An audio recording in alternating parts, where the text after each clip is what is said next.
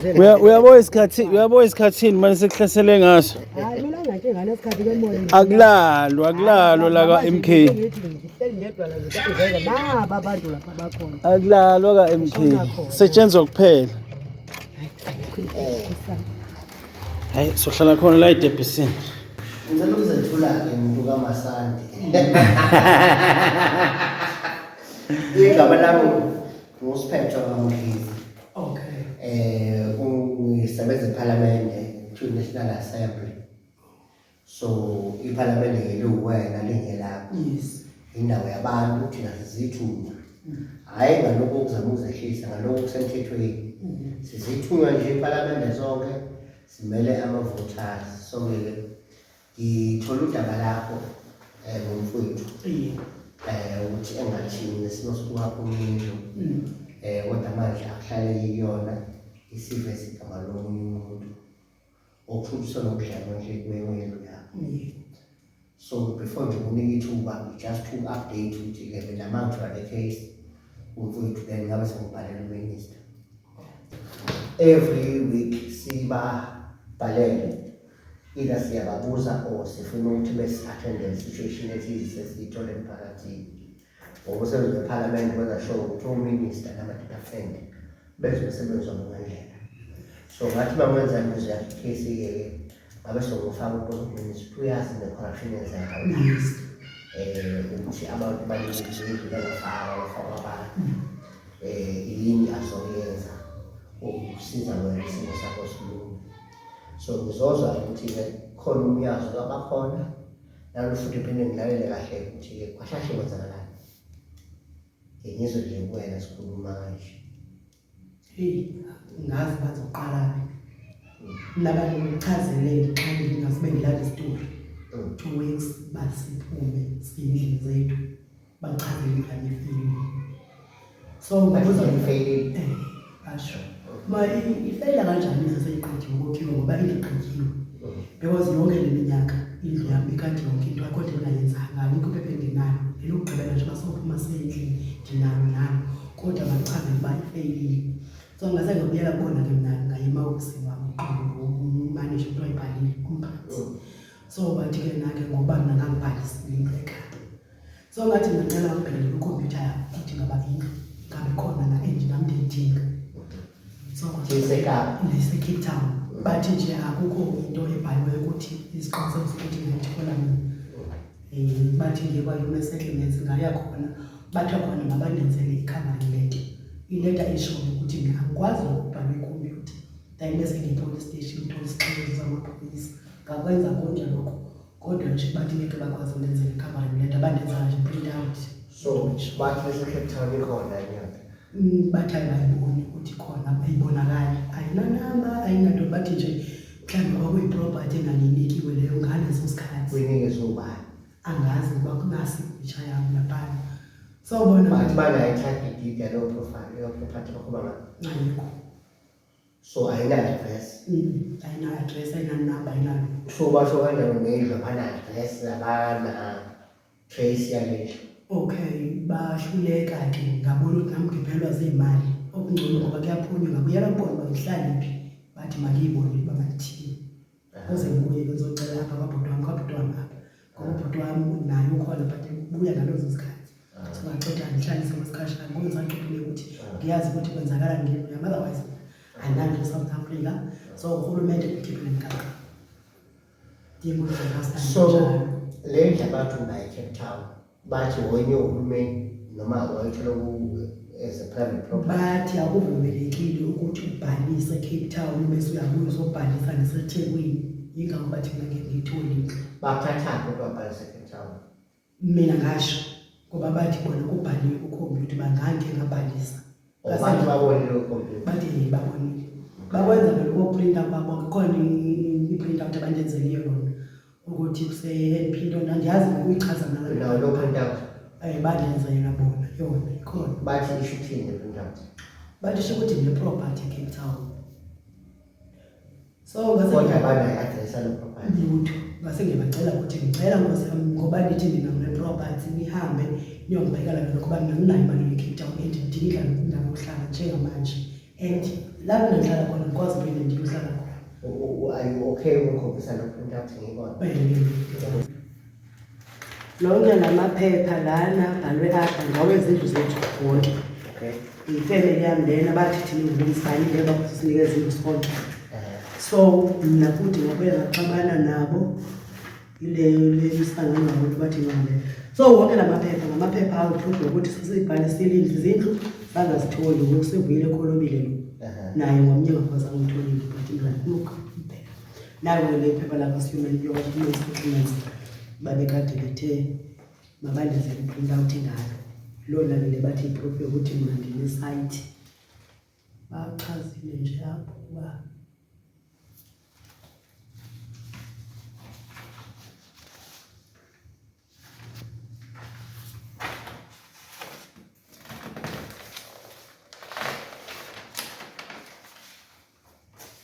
bathe lokho bawashona umgogo wakhe ngakasethule izimo ngasihlala lapha khona.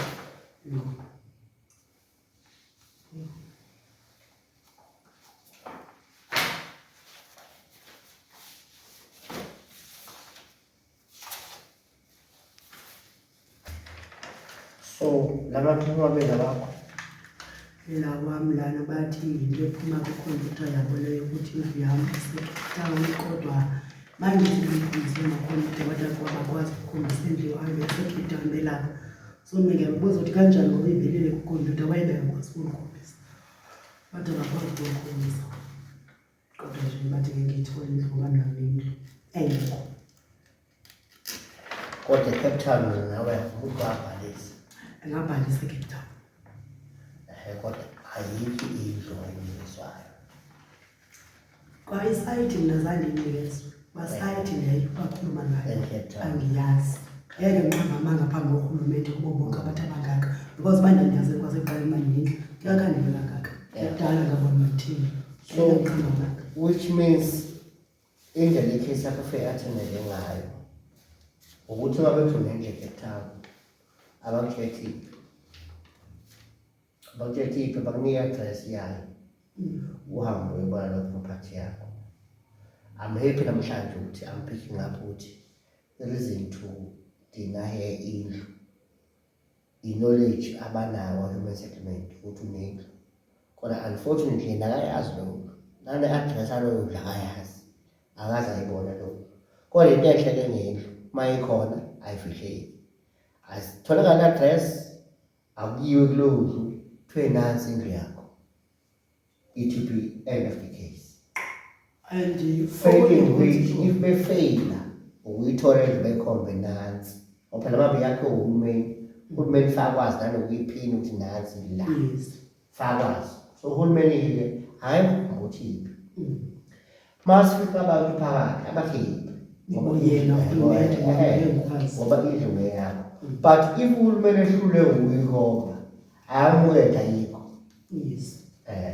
No, I think first attend alone case alone ukuthi it's simple ngesiphi ukuthi unendlu babe nazo indlu kodwa ngikhombisele ukuthi nansi nje namakhela yona. Mina ngathi ngoba nayo ngiKape Town manje ngiyakudinga ukuthi ngibe nayo indlu ayikwazi ukuyithatha impahla phakathi eCape Town manje ngiKape Town so ngicela mangisize bona behulumeni ukuthi mayikhona bangikhombise ngoba nami ngiyadinga ukuthi ngibani wayisayina noma ngichaze isayinile so bathi nje bona mangami eCape Town.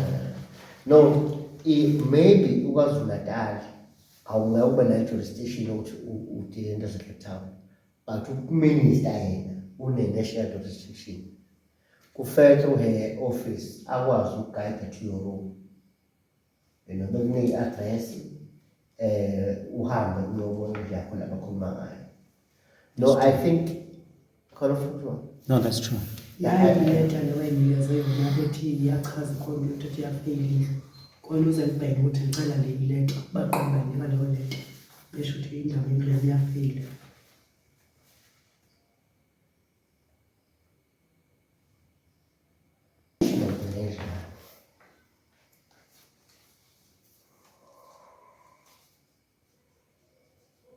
Tuyithule ngohulumeni manje oh no ngale rule complicator bafo for uhulumeni international level lokukhombisa indlu yakho sihlukane nosisi. They must just show you your house. Yes. Address and they must show you your house. So kuthiwa basakuyisana khona kodwa bathi la i-address yendlu yakho ilapha. Then mostly Cape Town ke. It could be arranged how you get to Cape Town, like say from Freehold. Just to see your house about Cape Town, they must be able to send for them. Hayi kodwa lokho engikutheni zakho Cape Town. Cape Town. Ayithi phela manje sifuna vele beprove into abayishoyo. Sifuna beprove into abayishoyo. If they fail to prove into abayishoyo, then they must sort you out with the house. Nanokuthi ke khona lo eveza inkokheli fundiswa ukuthi kunomakhelwane othenga ikhadi la gesi ngama details akho la ekhonobha la kufanele ngabe nawe uthola khona indlu la since nakhishwa khona kade ninenkinga yekhukhula so ithini indaba yakhona inkinga ngikanenze print out komele ngenze print out ngoba so how did you find out about that? Ulona wethi ilento isikubhu sakhe asimthathi lekhadi athenge ngaso ngoba ethengile ugesi awungena esikubhini kokunemithinga lo amasipala ugeli nomakhelwane umngane wami wathola umbuzo ba lengabani kanti bano igama lalomuntu ukuthi nayo igama lentombazana evelayo akayazi so asho iba ufunde kolobili so abesisho yayo lo muntu njana ngayitholanga indlu kanjani so mina lana nto ngayithola kanjani ngihamba mina ngocela ukubona khona isiliphu ngoba isithi mina andimsizi laba bakayensi laba bakamasipala bethi bathiwa ANC nje sebonakele uyazi corruption singenile automatically hey baphela singaphakathi oza uzethu yawo system family address nokwenza ikhombe khona la you know ngamdidisa for the fact ukuthi kunogesi nje wala othengeka ngegama lakho indle yakho le uzamene isiprint out take sleep ngoba ugesi even manje uyasebenza manje ba after ngitholile ukuthi lesipho esami ugesi wangena esikopini bathola system sizakanjani babethi mangithathe i-ID yami ngihambe ngiyomactivate ikhadi kabusha ngoba isikopini ugesi ongangena esikopini bahlala naphi indlaka emabesha ngokwabo bathi uhlala naphi nalindlu yengeyona bangana nabantu eningasuku nabo ekubeni ama flood victims abahlala la ngaphakathi bangana ningabazi inaba mhlawumbe kodwa yithini esibaningi ninenibaningi kodwa baningi nyana bona mhlawumbe bapha ko 20 ama flood victims ababengewona ama flood uswake bona i10 uso Crystal Valley noma eFreetown 152 Freetown 152 uyaqala ukubona angiqala ukubona ubuso bakho bujwayelekile you were part of that meeting in 152 Freetown oh my committee right laniye e120 qale igcineni nakhona ezinyanini nakhona I was in 152 Freetown zange ngibe khona meeting were you a committee member yes ngaphambili kodwa manje la yishiya phansi kodwa ngaphambilini ngangiyona kodwa ngayeka esiphephulesike nkosi yami abengusibona ngifuna usprint out buka indlu yakho le yabo yimina loyo angicela bethi bazosishintsha sikhuluma kanjani isiphephule basashintsha uyazi indlu indlu yakho inake loyo slip sami lesakhe sithi kamasipala khomsawu ugesi naye thenga mangokhona ukuphuma lo yazi waba nenhlanhla uthi umtholo umazi le evidence issue isendele omunye umuntu lena ngiyisendele inkokheli masayidata ngizothenga ngomzi abhale house number kodwa imeter number yona ikhona and isigubhu shoni sami ngoba makuthengwa pha ikhadi liphuma esigubhini ngathi then isiliphu siphuma ekhadini so kwa isigubhu lesiyacacile sami ngaso kodwa bathanayo so bona bathola i-advantage ngoba labantu bathi anankinga konke lokho but you know house number but u-3846 apho ephuma khona nje slip inganayo iduze nalabantu andibize nabo. 3846 number, house number. Ngaya khona kwamasipala kukula muntu ezandikwazi i-print out zabavuma ndenzela bathi ke bandenzela i-print out engenandla. 3846 house number iphuma la. Into endiqalayo 3846 kulabantu abahlala khona yilaba ndibehlezi ngizwe eduze kwabo oomakhelwane bami bona nabanye. Mina ndinazishenda ngizwa mna ndiyasekapha. Hayi excuse yakho. House number bani? 3846. Yeah, Eyalelapha esilipini kulesikubo. Mama wakhona mna ndaya kuye. Uyena owanika lesikubo ngasishuta. Ngoba wayesibuyela ngo 3846. Kulesitrato singala kwezi. Ngufakazi baba nama excuse azokwenza ukuthi understand. Mina kwathiwa ba discover ukuthi mina ngiyasebenza kanti ngangibhala ukuthi angisebenzi. Ngahamba ngolanda i-proof of ukuthi i-Department of Labor ngabalethela babuza ukuthi ubani ongadvise ukuthi angiyofuna lencwadi ngabatshela ukuthi inthe nje ngiyasebenza. Bathi hayi hamba uhlala naleyo ncwadi sokuthi mase siqala phase 2 lo wenu cabanga from 2009 ngihlala lapha indlizi yaphuma ngize ngayithola ngo2017 so bathi angiphinde ngihlale esinye isikhathi ukuthi ngabe mangiyithola manje khona ngaba ngiyithola ngoba phela nama flood victims ukuthi ngabe nami ngisalindile kuma camps ngavele ngabefaka ku public protector ngaleso sikhathi kwakusebusisiwe emkhwebane hawo akuphela ngisho 24 hours bangifonela hayi sesitholile replacement yakho ngathi mina kade ngilapho nje naninqabile bathi phela shona sitshela upublic protect ukuthi wena indlu awuyifuni ngase ngithi awu senifona ngoba sengireport ku public protect angisebenzi ngizolinda mina ngize ngifike ngizoyisayinela indlu yami nangempela bangilinda sengisayinile bathi hayi ukhe wakuzothola kamasipala ngathi mina angikwazi ukuthola amasipala nami ngicela ningitreat njengabanye abantu ningithuthele nezimpahla ngoba anginayo i-transport yokuyithutha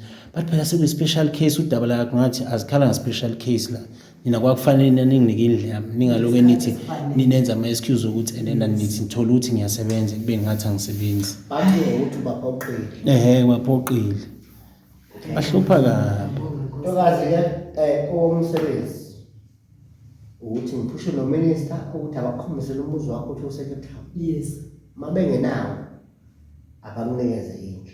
Okwesibili ngebechaze ukuthi wenzala kanjani ukuthi igama lakho liregister endlini okuthiwa akusiyona. Yes, nami uyazi bayisebenza kanjani i-ID yami igama lami i-ID yami.